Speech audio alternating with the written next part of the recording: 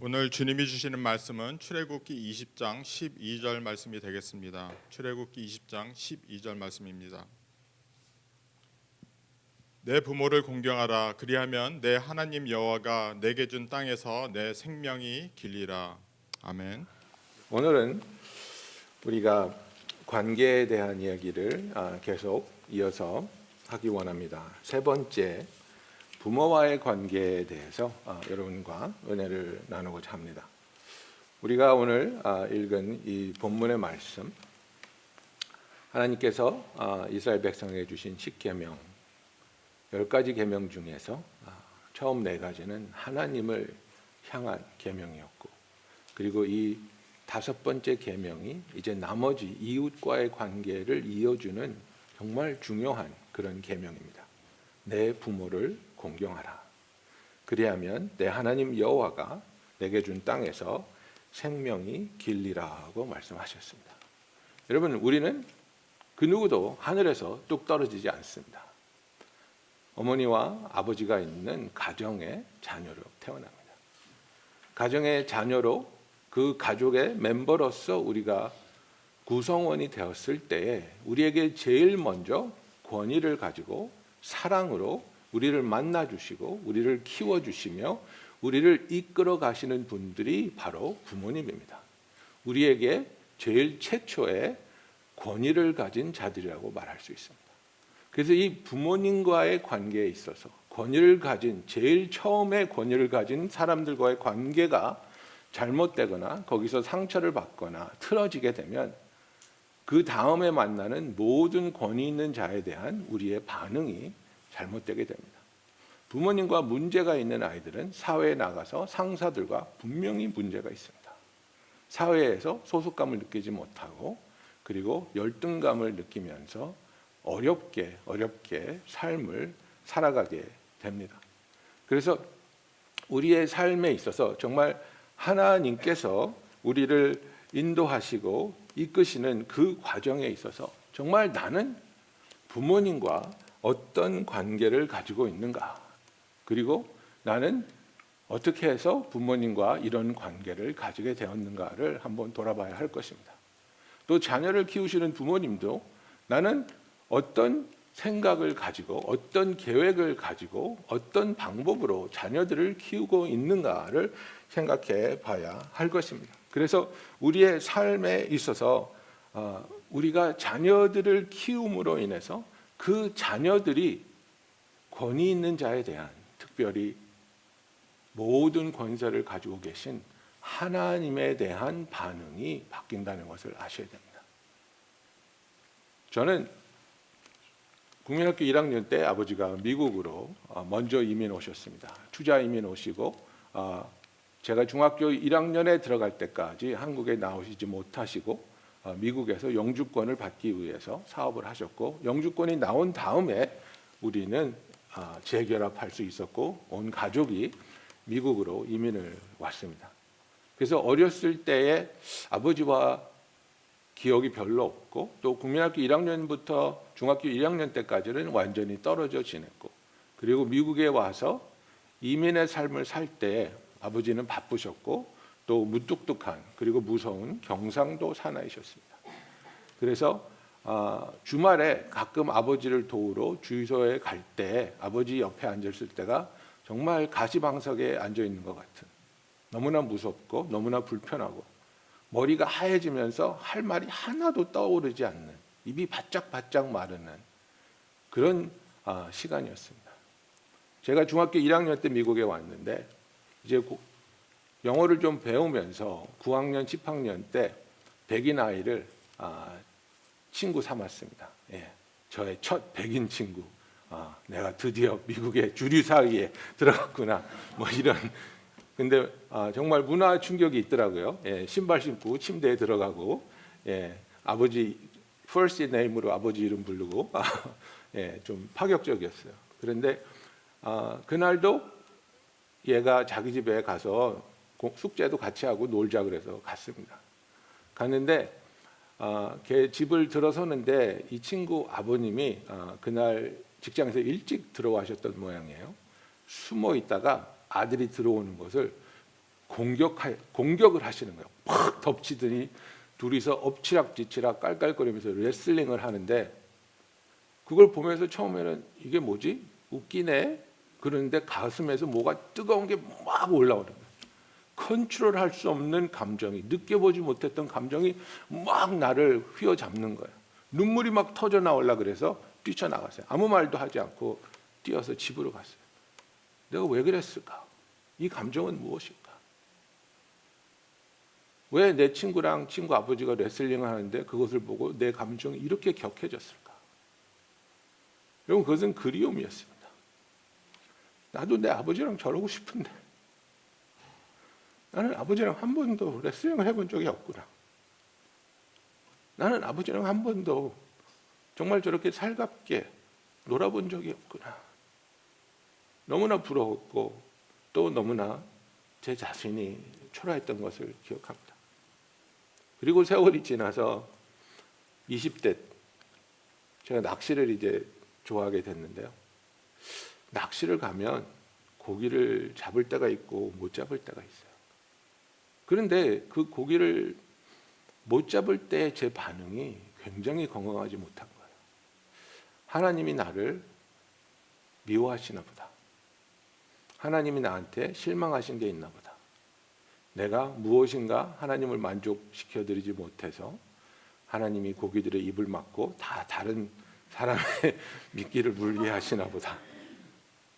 여러분, 이게 정상적인 생각이라고 생각하십니까? 근데 저는 심각했거든요. 왜 고기가 잡히지 않는 걸까? 똑같은 데서 똑같은 미끼를 들이오는데 왜 내 미끼는 안 물고 딴 사람 미끼는 무는 걸까? 물론 나중에 제가 깨달은 것은 실력 차이였는데요. 그때에는 하나님에 대한 오해, 그리고 이 오해는 내가 아버지에 대한 그 상처 입은 마음을 하나님에게 비춰서 하나님을 바라보고 있었기 때문입니다. 하나님은 나에게 화내시는 분, 하나님은 나에게 실망하시는 분, 하나님은 나에게 벌을 내리기도 하시는 분. 제가 20대 때 정말 좋아하던 처자가 있었습니다. 사랑에 빠져서 잠깐 사귀었는데 그 자매가 저한테 결별을 선고합니다. 나는 네가 오빠인 줄 알고 좋아했는데 사귀고 보니까 이성으로서의 감정이 아니고 그냥 좋은 사람으로서의 감정이다. 없던 일로 하자. 큰 충격을 받았습니다. 그리고 한 3달 동안 눈을 뜨면 눈물을 흘리면서 일어났던 것 같아요. 너무 그렇게 비실거리니까 제가 그때 중동부 전도사로 섬기고 있었는데 교육부 목사님이 저를 불렀어요. 너 요새 왜 이러니? 왜 이렇게 힘이 없고 설교도 애들한테 무섭게 하고 지옥 간다 그러고 도대체 왜 그러냐? 이제 상담을 하면서 제 실망을 얘기를 했죠. 여자친구한테 차였습니다. 그게 상처가 된 것 같습니다. 잘못했습니다. 더 잘하겠습니다. 근데 목사님이 그때 저를 격려하신다고, 야, 바다의 고기가 얼마나 많은 줄 아냐? 그 처자 하나뿐이겠느냐? 용기 내, 이렇게 했는데 그 격려에 대한 제 반응이 저를 뒤집어 버렸습니다. 아무리 좋은 여자를 또 만나면 뭐해요? 하나님이 뺏어갈 텐데. 이게 내 마음속에 있던 생각이었습니다. What does it matter that I get another girlfriend? Every time something good happens, God takes it away. 이게 하나님을 향한 제 생각이었습니다. 그리고 제 입에서 나온 그 말을 듣고 저는 충격에 빠졌습니다. 내가 하나님을 사랑한다고, 하나님을 섬기겠다고 지금 전도사로서 사역자의 길을 가고 있는데 내가 아는 하나님은 나에게 좋은 일이 일어날 때마다 그것을 뺏어가는 하나님이라고? 내가 이런 하나님을 섬기겠다고? 저는 저에게 너무나 큰 상처가 있고 너무나 잘못된 신앙을 가지고 있다는 것을 깨닫게 됩니다. 그리고 그 마음의 치유를, 그 그 상처를 치유하기 위해 기도하며 상담받으며 내적 치유를 받았습니다. 그리고 나에게는 아버지와의 관계에서도 화해가 필요하구나. 여러분, 우리가 정말 사랑을 가지고 우리 자녀를 키우지만 우리는 인간이고 우리는 부족합니다. 그리고 실수를 하기도 하고 필요한 말을 못 해줄 때도 있고 약속을 못 지킬 때도 있습니다. 여러분, 자녀를 울리고 싶으세요? 한번 딱 분위기 잡고 손 잡고 이렇게 말해보세요. 그동안 엄마가 마음을 아프게 했지? 그동안 아빠가 잘못했지? 정말 미안해. 그냥 다짜고짜 설명하지 말고 아빠가 미안해 한번 해보세요. 우나 안 우나. 눈물이 뚝뚝 떨어질 겁니다. 아이들은 상처를 가지고 있습니다. 우리는 인간이고 죄인이기 때문에 서로에게 실망을 줍니다. 또 상처를 줍니다. 나는 최선을 다해서 사랑하고 교육하고 있다고 생각하지만 그것이 우리 자녀에게 아픔이 될 때가 많이 있습니다. 여러분, 이런 말이 있습니다. Hurt people, hurt people. Heal people, heal people. 이게 무슨 말입니까? 상처받은 사람은 사람들에게 상처를 준다는 겁니다. Hurt people, hurt people. Heal people, heal people. 치유받은 사람은 사람들을 치유한다는 겁니다. 뭐 거창하게 여러분의 가게에 흐르는 그 저주를 끊어라 뭐 이런 얘기하는 게 아닙니다. 여러분, 우리가 자녀로서 부모로부터 받은 상처가 있다면 그 상처를 치유해야 되는 겁니다. Healthy Leadership을 이제 그 시리즈를 스쿠데로 목사님이 많이 쓰셨지 않습니까?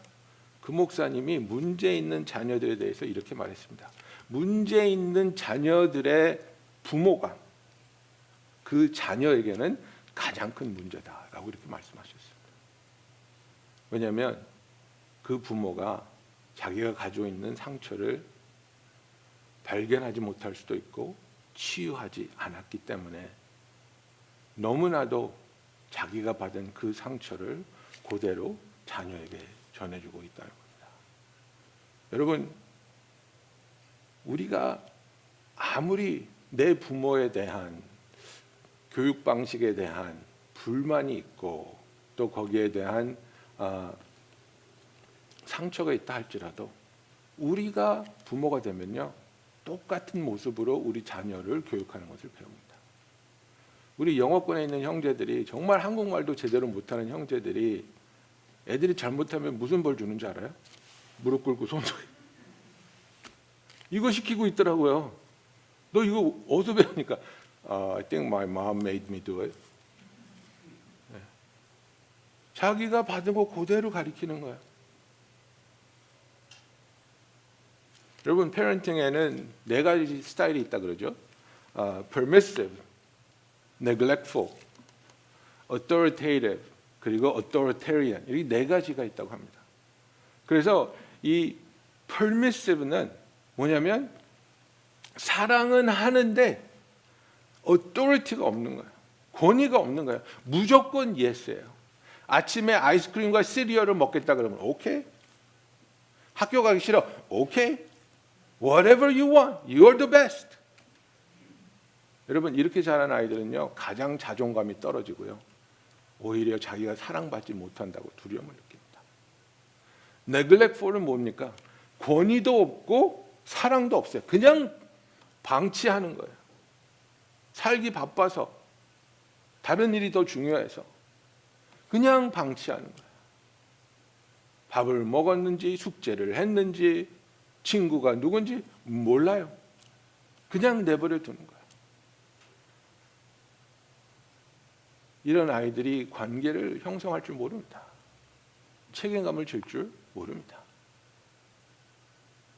어토리테리안은요, 철의 주먹으로 아이들을 다스리는 거예요. 절대로 노가 없고요. 무조건 엄마가 하는 말, 아빠가 하는 말 다 들어야 돼요. 쥐죽은 듯이 살죠. 쥐잡듯이 하니까. 방도 깨끗하고 공부도 잘하고 교회도 열심히 나오고 안 그러면 박살나니까. 근데 이런 아이들의 공통점이 뭔지 아십니까? 대학교를 멀리 가고요. 집을 떠나자마자 방탕하기 시작합니다. 그 억압됐던 분노와 그 서름을 터뜨려 버리는 거예요. 그래서 놀라시죠. 아니 그렇게 착하던 애가 왜 이렇게 반항을 하지? 왜 교회를 안 가지? 왜 집에를 안 오지? 억압돼서 살았거든요.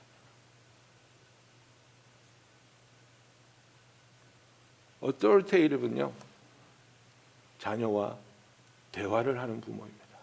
사랑하지만 바운드리를 만들어줄 줄 아는 부모입니다. 나도 그거를 허락하고 싶지만 그거는 안 돼. 위험해. 아직은 아니야. 5살짜리가 총 갖고 놀고 싶다면 허락하면 되겠습니까? 아니죠. 아무리 울어도 아니죠. 10살짜리가 차 운전한다고 하는데 차키 주겠습니까? 아니죠. 안 돼. 그것은 나한테 좋은 일이 아니야. 다른 사람을 해할 수도 있어. 그거 말고 다른 거 할 게 뭐 있을까? 무엇을 하고 싶니? 대화하면서 아이의 의견과 감정을 존중해주면서 그러나 안전하고 사랑 속의 바운지를 만들어주는 부모. 이 부모 아래 자란 아이들은 자존감이 높고 다른 사람을 존중할 줄 알고 사랑하는 그런 사회의 구성원이 됩니다. 그런데 여러분, 우리의 삶에 있어서 우리가 완벽한 부모를 만나기가 쉽지 않습니다. 우리는 다 죄인이기 때문에 죄를 짓고 실수하고 어쩔 때는 내 욕심 때문에 아이를 잡아당기기도 하고, 타이거 맘 이런 거 들으면 나도 그거 돼야 되나? 나도 그렇게 해야 되나? 다른 부모가 막 아이를 푸시하는 거 보면 나도 그렇게 안 하면 우리 아이가 뒤떨어질 것 같고 막 두려움이 있지 않습니까? 그래서 많은 경우에 우리 영어권에 있는 영어덜트들이 힘들어하는 부분이 뭐냐면, 내가 부모님의 기대치에 맞출 수 있는 그런 삶을 살지 못하면 부모님은 나에 대해서 실망하고 계시다. 이런 부담감을 엄청 갖고 있습니다.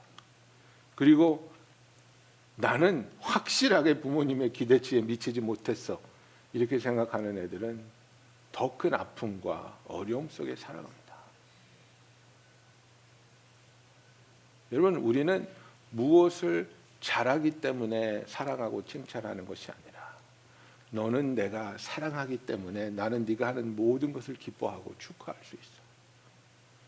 저희 부부가 우리 아이들한테 절대로 하지 않으려고 노력한 말 중에 하나가 뭐냐면, 공부 잘했어, 너무 잘했어, 너무 예뻐, 공부 잘해서 예뻐, 그런 얘기 한 번도 안 했어요.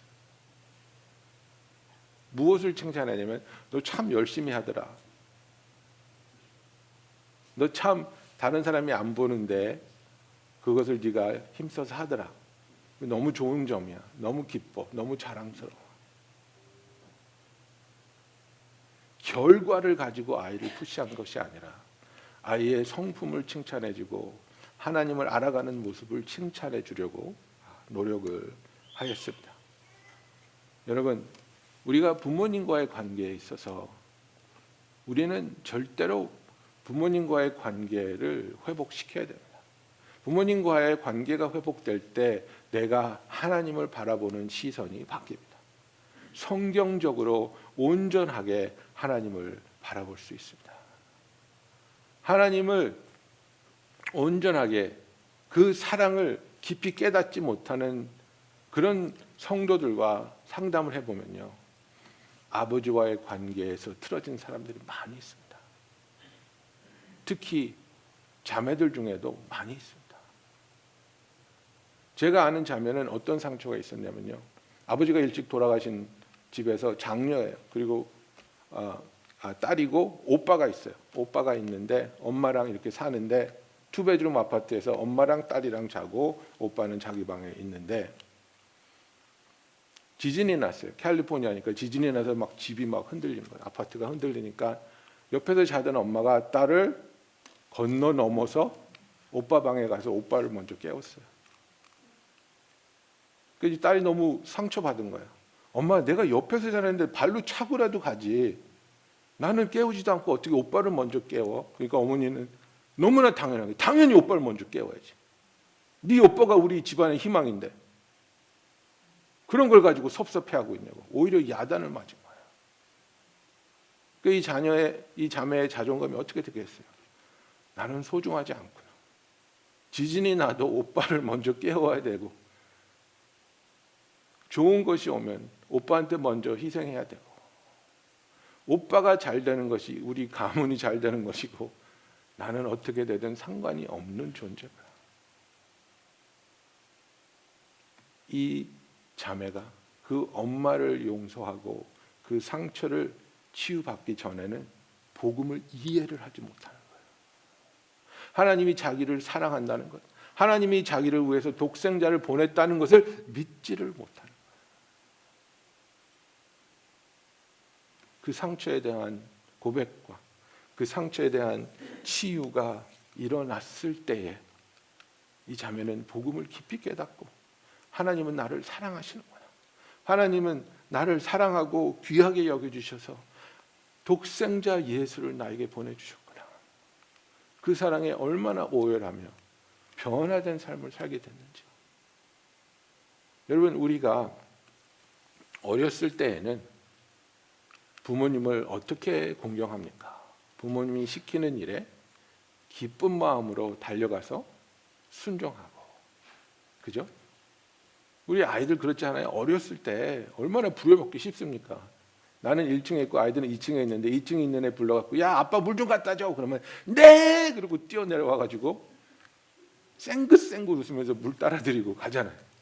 그걸 너무 좋아하고. 근데 티네이저 딱 돼보세요. 야 부르면 what? 네도 아니에요. what? 그래. 그리고 뭐 좀 갖다 달라 그러면 can you do it? 예, 아빠는 발이 없어 이거죠. 예. 우리가 자라면서 내 위에 권위에 있는 사람에 대해서 반항심이 생기기 시작합니다. 근데 올바른 관계가 있고 그리고 그 요구가 나를 사랑하는 사람으로부터 나와의 그 믿을 수 있는 관계 속에 있는 사람으로부터 온다면 그것을 믿고 기쁨으로 순종할 수 있습니다. 여러분, 우리가 하나님의 말씀에 왜 순종하지 못하는지 아십니까? 하나님을 믿지 않기 때문입니다. 하나님이 나에게 이것을 부탁하셨을 때 내가 그 순종을 드렸을 때 정말 나는 축복을 받을 수 있을까? 이것이 하나님의 뜻이고 나에게 기쁨이 충만할까? 그것이 엄청난 희생을 요구하는 것이라면 우리는 흔들리게 되는데 하나님을 온전히 믿는 사람들은 하나님의 그 신실하신가, 우리를 사랑하신가, 우리의 함께하심을 믿을 때에는 그 희생이 아무리 큰 희생이 된다 할지라도 우리는 주저하지 않고 하나님의 부르심에 순종할 수 있는 겁니다. 여러분, 관계는 하나님께서 우리를 사랑하시기 때문에 우리의 관계를 치유하기 원하십니다. 여러분, 고린도후서 5장 7절에 있는 그 말씀이 우리에게 진리로 다가와야 됩니다. 어떤 분들은 그런 말 합니다. 아유, 인간 안 바뀌어요. 사람 안 바뀌어요. 절대 안 바뀌어요. 그것은 우리의 생각입니다. 하나님은 뭐라 그랬냐면 보라, 이전 것은 지나갔으니 새 것이 되었도다. 여러분, 바뀐다는 겁니다. 변화된다는 겁니다. 그렇게 나에게 상처를 주고 그렇게 매몰차게 하고 정말 우리 가정을 아프게 했던 그분이 어머니든 아버지가 됐다 할지라도 그분도 복음을 듣고 예수를 만나면 변화받을 수 있다는 것입니다. 여러분, 나의 부모를 그분이 나한테 이런 상처를 줬습니다. 그분이 나한테 이렇게 뒷바라지 하지 않았습니다. 그분이 나에게 이렇게 차별 대우를 했습니다. 그리고 그 상처와 아픔에 사로잡혀 있는 것이 아니라 요셉처럼 그 가족을 통해서 받은 상처 앞에서 그것을 가지고 하나님께 나아가 하나님의 음성과 하나님의 위로와 하나님의 치유를 받으며 이것을 통해서도 내가 하나님을 만났고 이것을 통해서 하나님의 뜻이 이루어졌으며 이것을 통해서 내가 온전히 치유를 받았구나. 여러분, 요셉은 가족한테 받은 상처를 온전히 치유받고 해결받은 사람입니다. 형제들이 자기를 죽이려고 했다가 종으로 팔아버렸습니다. 그 형제들을 향한 원망을 그는 온전히 해결하고 그들을 만났을 때에 그들을 축복의 땅으로 인도하는 것을 우리가 성경에서 보지 않습니까? 45장에 창세기 45장에서 형제들에게 뭐라고 말합니까? 당신들이 나를 이곳에 팔았다고 해서 근심하지 마소서, 한탄하지 마소서. 하나님이 생명을 구원하시려고 나를 당신들보다 먼저 보내셨나이다. 하나님이 큰 구원으로 당신들의 생명을 보존하고 당신들의 후손을 세상에 두시려고 나를 당신들보다 먼저 보내셨나니, 이렇게 말하고 있습니다. 아버지가 죽은 다음에 또 형제들이 벌벌 떠니까 50장에 당신들은 나를 해하려 하였으나 하나님은 그것을 선으로 바꾸사 오늘과 같은 많은 백성이 생명을 구원하게 하셨느니라. 요셉은 이것이 하나님의 일이구나, 하나님의 구원의 사역이구나. 내가 자라면서 부모님으로부터 받은 상처가 있습니다. 원망이 있습니다. 미움이 있습니다. 그러나 그 순간들조차도 하나님께서는 그것을 통해서 나를 만나주시고 나를 치유해 주시고 나를 온전케 해주시며 그 상처를, 그 사건을 통해서도 하나님의 구원의 역사가 일어나며 내가 다른 사람들을 섬길 수 있고 사역할 수 있도록 도와주시는구나. 여러분, 우리에게 하나님이 치유할 수 없는 상처는 없습니다. 씻을 수 없는 수치는 없습니다.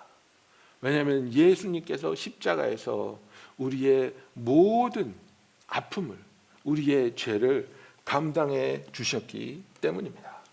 우리가 하나님의 자녀가 되었다는 것은 하나님께서 그분과 우리와의 관계를 온전케 회복시키기 원함이시요, 하나님과의 관계가 회복된 우리들이 치유된 자들로서 우리 삶에, 우리 주위에 있는 사람들과의 관계가 회복될 수 있도록 인도하여 주시는 것이 우리의 신앙의 삶입니다. 여러분, 우리가 어렸을 때는 부모님께 순종하는 것이 그분들을 소중하게 여기고 존중하는 것이라면, 이제는 나도 나이가 들고 부모님이 더 나이가 드셨다면 부모님께 우리의 삶에 부모님을 초청하고, 또 나이 들어가시면서 연약해지는 부모님을 향한 긍휼한 마음으로 부모님이 나를 보살피셨던 것 같이 이제는 내가 부모님을 보살피는 마음으로 그분들께 다가가는 것이, 그분들을 위해 기도하는 것이 바로 그분들을 존중하며 그분들에게 자녀로서 그들 부모님들이 마땅히 받아야 할 우리의 사랑과 은혜가 되는 것입니다.